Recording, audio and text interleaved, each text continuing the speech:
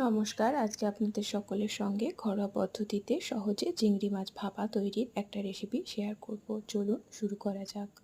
খুবই কম সময়ে চটজলদি আপনারা রেসিপিটি তৈরি করতে পারবেন। প্রথমে চিংড়ি মাছগুলো খুব ভালো করে ধুয়ে তাতে নুন, তেল আর হলুদ মাখিয়ে কিছুক্ষণ রেখে দেব। এদিকে বেটে নেব কিছুটা পোস্ত। যেহেতু রান্নাটা আমি তাড়াতাড়ি করছি, তাই কলা পাতাতে ভাপানোর বদলে আজকে টিফিন বক্সে ভাপাবো। টিফিন বক্সের মধ্যে সব চিংড়ি মাছ পোস্ত বাটার পেস্টটা যোগ করব। তাতে দিয়ে দেব কতগুলো কাঁচা লঙ্কা আর কাঁচা সর্ষের তেল। তারপর এটাকে ভালো করে মাখিয়ে কিছুক্ষণ রেখে দেব।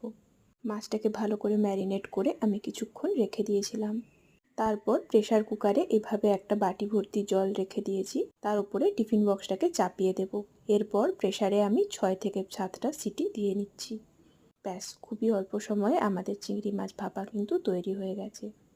খুবই সামান্য তেলে করা এই রান্নাটা গরমকালে কিন্তু স্বাস্থ্যের পক্ষেও বেশ ভালো। যদি রান্নাটি ভালো লেগে থাকে চ্যানেলটিকে সাবস্ক্রাইব করে দেবেন। ধন্যবাদ।